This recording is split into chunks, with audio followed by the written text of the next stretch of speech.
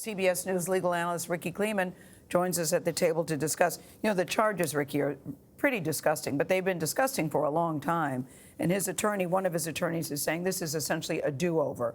So do you think it's that? And if not, what makes this different? Well, the expected defense move would be to say, we'll file a motion to dismiss because this has all been litigated before, and he was given immunity back in 2008 by the Southern District of Miami in the federal prosecution when a 53-page indictment just went away. It was dismissed. He got to do 13 months on one state count of a solicitation of prostitution. So he went from being a predator to simply being a John. Of the 13 months, by the way, he used to go to work. Now? He went 6 days a week. Yeah. 6 days a week. Yep. So Basically what you have now is the defense says this is a do-over. We already got immunity. Southern District of New York simply says, look, he had an agreement with the Southern District of Florida that does not bind the Southern District of New York. That's going to be the biggest piece of litigation here.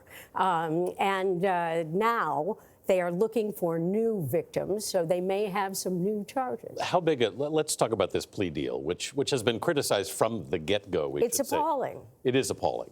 Why?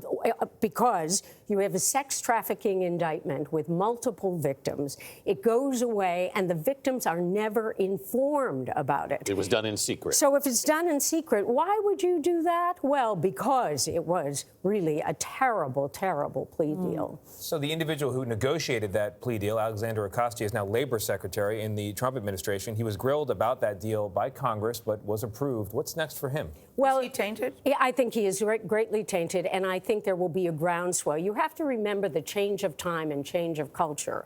At the time, 2008, when people were victims in situations like this, they had shame. Now, because of the Me Too movement, now they have courage. So Alex Acosta becomes public enemy number 2. Jeffrey Epstein being number 1, but number 2 because he did this sweetheart deal. And it is going to be looked at and dissected, and I think Alex Acosta needs to talk to his family and have a big reconsideration, because already people are calling for his resignation. This sounds very much like Brian Stevenson always says, that the justice system works very differently if you are rich and guilty than if you are poor and innocent. Well, unfortunately, this is proof positive of that. So I do hope that new victims come forward, and apparently they are. All right, Rikki Klieman.